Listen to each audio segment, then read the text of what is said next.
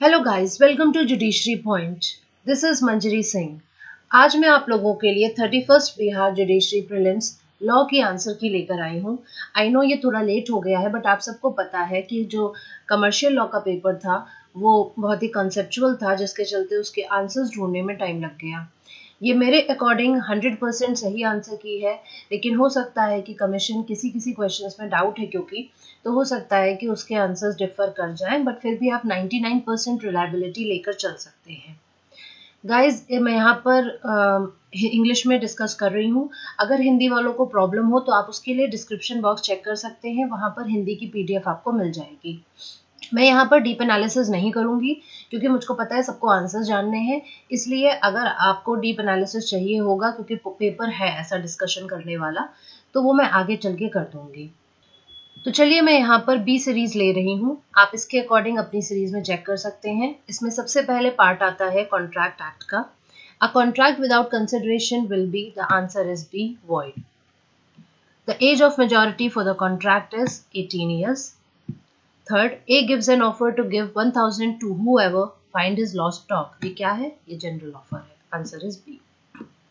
When the damages cannot be assessed, the party may be awarded by the court nominal damages. Non est factum क्या है? It means document executed in ignorance. A contract is not frustrated by commercial impossibility. 7. An agreement which is enforceable by law at the option of one or more of the parties but not at the option of the other party, it is a voidable contract. Which of the following is a case on promissory estoppel? ये case हमारा, ये question UP PCSJ 2018 के prelims में भी आया था। यहाँ पर दोनों केस है answer, both A and B. Which one of the following is correct? Communication of acceptance is complete as against the acceptor when it comes to the knowledge of the proposer. Which one of the following is not correctly matched? The answer is D, public policy, Headley versus Baxendale, क्योंकि यहाँ पर ये case related है damages से। Indian contract amendment act 97 ने कौन सा section amend किया है? 28 Indian contract act. Change of the nature of the obligation in a contract is known as novation. यहाँ पर मुझे पता है कुछ लोगों को कंफ्यूजन होगी कि आंसर ऑल्टरेशन होगा, बट जहाँ तक मैंने सर्च किया था, तो यहाँ पर जब सब्सटीट्यूशन होता है पार्टीज का या फिर ऑब्लिगेशंस का, तो आंसर नोवेशन होता है। बट जहाँ पर टर्म्स एंड कंडीशंस चेंज होती हैं, वहाँ पर ऑल्टरेशन होता है।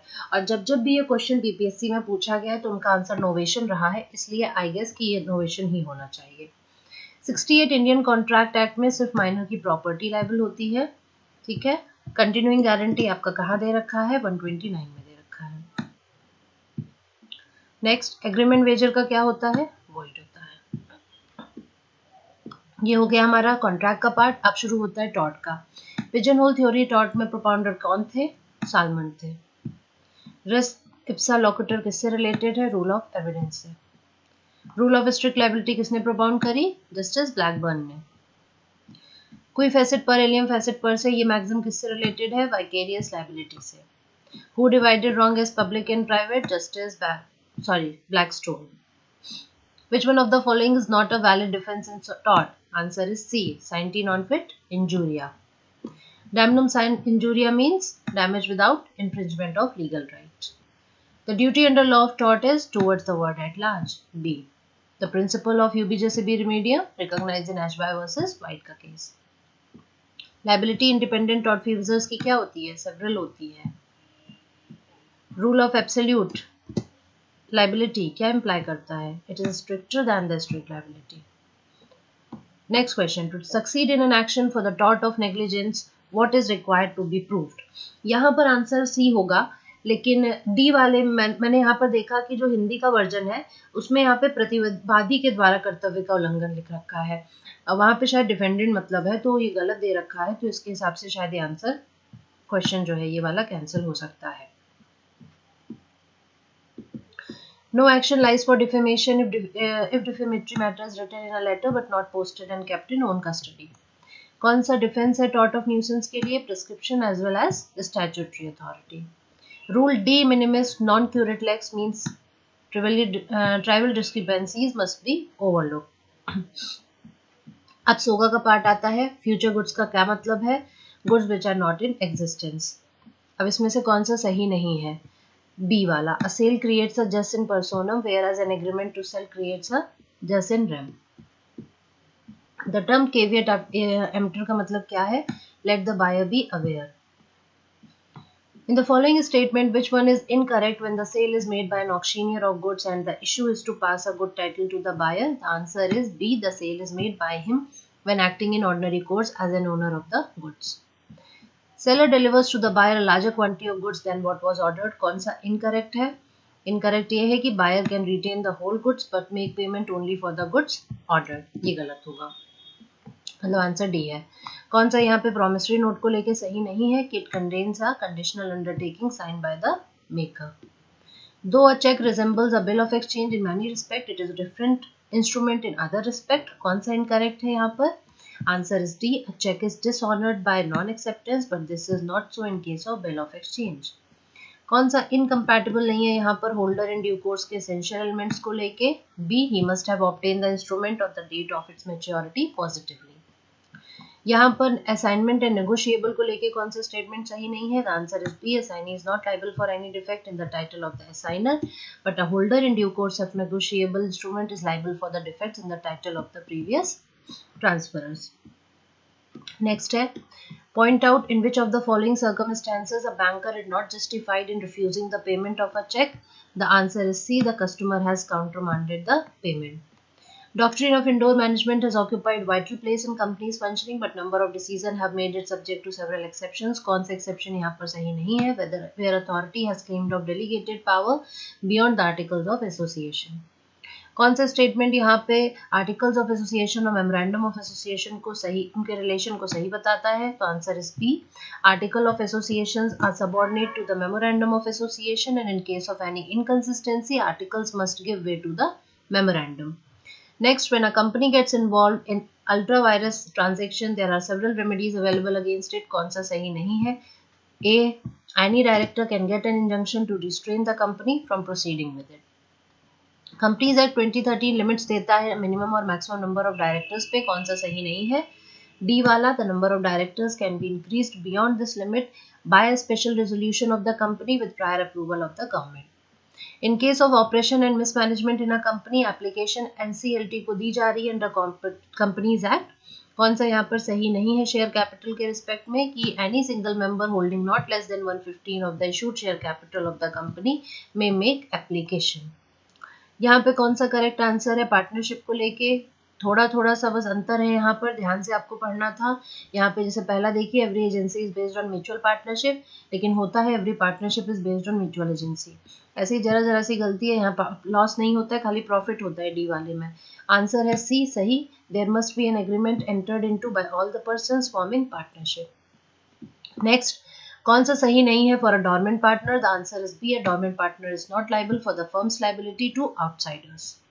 Next, out of the following which is not correct regarding implied authority of the partner to act as agent of the firm? The answer is A. He has a right to sell the goods or chattels of the firm. Next, कौन सा statement सही है minor के लिए? who has admitted to benefits of partnership? The answer is A. A creditor of the firm sues against the minor share in the firm of the credit for his credit. Then a partner wants to dissolve partnership firm before the agreed time. कौन सा perfect ground नहीं है dissolution के लिए? Answer is D. आपको लगेगा ये misconduct में आता है, लेकिन ऊपर के तीनों आंसर सही है, एक्सप्लिसिटली दे रखे हैं. और यहाँ पर ये लग रहा है एप्रीहेंसिव है कि फर्म को अफेक्ट कर सकता है, हो सकता है, जबकि ना कर रहा हो. सिर्फ इस बेसिस पे ये आंसर होगा. अभी तक आपने जो देखे कितने सारे ये बहुत ही डिस्क्रिप्टिव थे और इनको समझाने के लिए, डिस्कशन के लिए ज़रूरी है ये. लेकिन यहाँ पे क्योंकि मैंने कहा आपको आंसर्स बताऊंगी, इसलिए मैं डिस्कस नहीं कर रही हूँ. नेक्स्ट देखिए, एविडेंस का पार्ट शुरू होता है. The mode of proof of a custom is contained in. Answer is all of the above. सब में दे रखा है. पाकला नारायण स्वामी का केस किससे रिलेटेड है? डाइंग डिक्लेरेशन से. डॉक्ट्रिन ऑफ एस्टॉपल क्या है? सब्सटैंटिव लॉ है. Presumption as to abetment of suicide by a married woman किसमें दिया है? 113 ए में दे रखा है. जाहिरा शेख का केस, जाहिरा शेख प्राइवेट ट्रस्टी कौन से केस में? बेस्ट बेकरी केस में. स्वीपिंग चेंज जो इंट्रोड्यूस किया है सीपीसी 2002 के अमेंडमेंट ने, वो क्या है? With the object to cut short delay in disposal of suit. Rule of Damdupat is related to a rule relating to interest. Commission to make local investigation can be issued under. सब में 26 order दे रखा है, लेकिन rule कौन सा है? Rule 9 है. Grounds for review have been provided under A. Order 47 Rule 1 CPC. Caveat shall not remain in force after expiry of 90 days. Section 148A CPC. Compoundable non compoundable का क्लासिफिकेशन किसमें दे रखा है? Section 320 CrPC. Confession under 164 CrPC कौन record कर सकता है? Metropolitan and any judicial magistrate. 167 CrPC में for offences other than those punishable with death, imprisonment for life और for imprisonment for a period not less than 10 years. Detention during investigation can be authorized for a period of 60 days. Except पूछा है इसलिए 60 days है answer. Husband has obtained a divorce decree against wife on the ground of desertion. Now under section 25 it is no bar for the wife to claim maintenance against the husband. Why? Because the wife includes divorced wife. Section dealing with medical examination of victim of rape as inserted by CRPC Amendment Act 2005. Section क्या है? 164A है. Arbitrator in case of international commercial arbitration कौन appoint करेगा? दोनों करेंगे, parties themselves and as well as chief justice of India. Application setting aside arbitral award made by the party after receiving the award क्या होगा? Time 3 months होगा. Provision for the appointment of the conciliator कहाँ laid down है? Section 64 में. Provincial small causes act 1887 कब आया? 1 जुलाई 1887 को. Who is authorised to abolish the court of small causes? Answer is state government.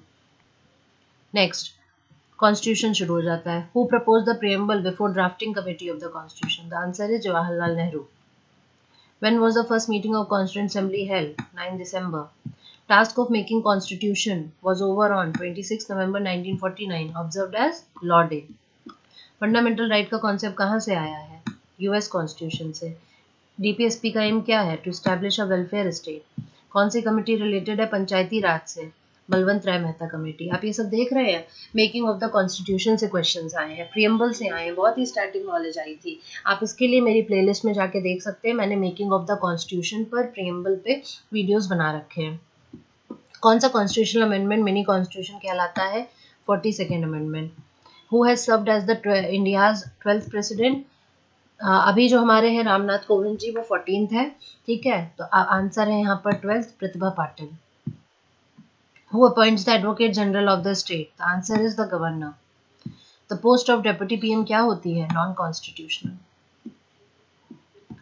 कौन सा part of the constitution deal करता है finance, property, contract and suit से? पार्ट 12. आंसर ए है. कौन सा कॉन्स्टिट्यूशन का आर्टिकल डील करता है audit of account of cooperative societies? 243 ZM. 279 Indian constitution का क्या डिफाइन करता है? Calculation of net proceeds. अब नेक्स्ट दो क्वेश्चन देखिए, यहाँ पर कंफ्यूजन हुई होगी, सीधे सीधे आंसर्स नेट पे नहीं मिल रहे हैं. यहाँ पे जस्टिस हिदायतुल्लाह ने कहा है कि preamble is very soul of the constitution, eternal and unalterable. अब देखिए क्या होता है कि अगर आपको बेंच याद होगी तो आप यहाँ पर आंसर पर पहुंच जाएंगे. जैसे कि justice Hidayatullah SR Bommai, Keshavananda Bharati, Minerva Mills में नहीं थे, ये सिर्फ गोलकनाथ के केस में थे, इसलिए यहाँ पे आप सही आंसर पे पहुंच जाएंगे कि इसका आंसर है गोलकनाथ. नेक्स्ट आता है कि किसने कहा preamble is an epitome of basic feature of the constitution. Basic feature कह रहा है, बेसिक स्ट्रक्चर नहीं कह रहा है, इसलिए आप यहाँ पर केशवानंद समझ के जस्टिस सीकरी पे नहीं जा सकते हैं. आंसर यहाँ पे क्या है? क्या हुआ कि ये सज्जन सिंह में पहली बार बोला गया था, बेसिक फीचर की बात उठाई गई थी, और सज्जन सिंह में मैंने जब सर्च किया तो मुझको गजेंद्र गटकर और जस्टिस माधोलकर ये दोनों मिलते हैं. फिर आप सही आंसर पे जाते जाते जब पढ़ेंगे आप दोनों के पॉइंट्स, तो आपको सही आंसर जस्टिस माधोलकर मिलेंगे. जहां तक मुझे समझ में आया है आंसर माधोलकर जी हैं, बाकी बीपीएससी सही आंसर बताएगा. Concept equal protection of laws ensured under article 14 find its root from American constitution. कौन से केस में सुप्रीम कोर्ट ने कहा कि equality clause can not be applied to legitimise an illegal action? The answer is Ekta Shakti foundation. International peace and security का article कहाँ है? 51 में है, सबको पता होगा. 77 के हिसाब से ऑल एग्जीक्यूटिव एक्शन गवर्नमेंट के किसके नाम पर होंगे? प्रेसिडेंट के नाम पर होंगे. सुप्रीम कोर्ट ऑफ इंडिया ने कौन से कॉन्स्टिट्यूशनल अमेंडमेंट को अनकॉन्स्टिट्यूशनल डिक्लेयर किया? 99th को. कौन सा था? एनजेएसी वाला. Minimum number of judges who are to sit for purpose of deciding any case involving substantial question of law as to interpretation क्या होते हैं? 5 judges bench होती है. नेक्स्ट CAG सबमिट करेगा report relating to accounts of the union, किसको? President को करेगा.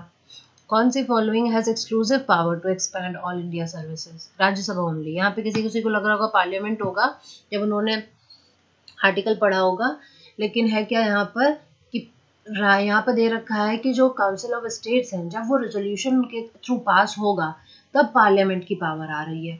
तो यहाँ पे एक्सक्लूसिव पावर पूछ रहा है ना, तो एक्सक्लूसिव तो पावर राज्यसभा के पास है ना, बिना उनके कहाँ से पार्लियामेंट आगे बढ़ पाएगी। नेक्स्ट, इंडियन कॉन्स्टिट्यूशन के हिसाब से कौन सी लैंग्वेज है इंडियन हमारी यूनियन की? हिंदी, देवनागरी। कौन सा article saves the judgment of privy council? Article 395, जो कि आप लोग को पता है कि लास्ट आर्टिकल इंडियन कॉन्स्टिट्यूशन का रिपील्स करके। Who was the chairman of first commission on review of Indian constitution? Justice वेंकटाचलैया।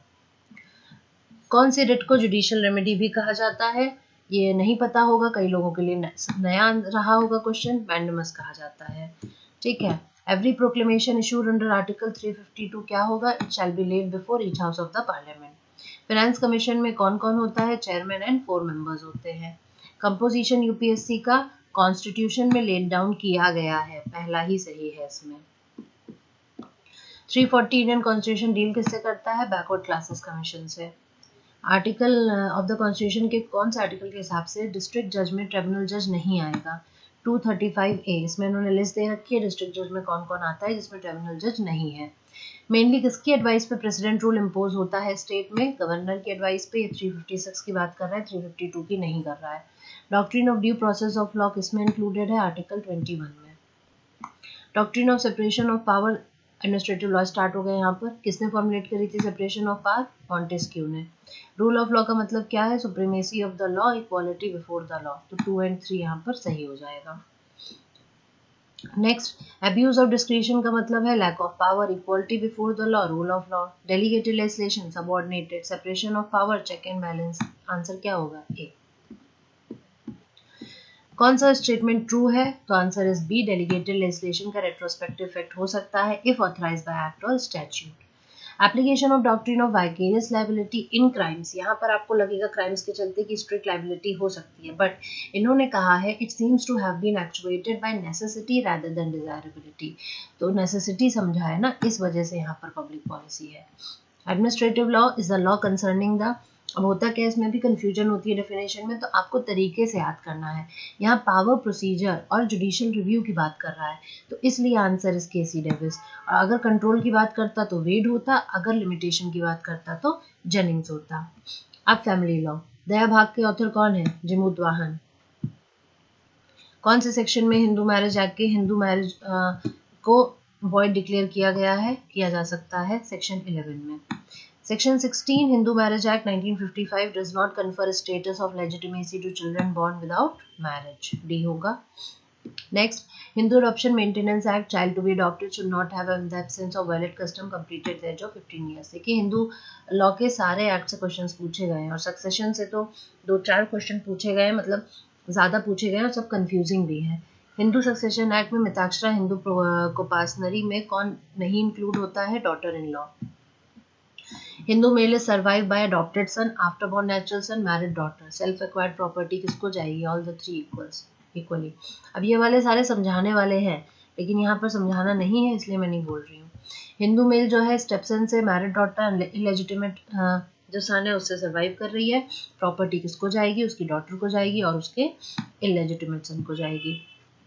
Hindu कोपासनी property के पार्टीशन पे पर्सन जो इंटाइटल नहीं है शेयर के लिए वो कौन है? इलेजिटिमेट सन। नेक्स्ट, स्त्रीधन किसको में क्या नहीं आता है? Chastity of a female.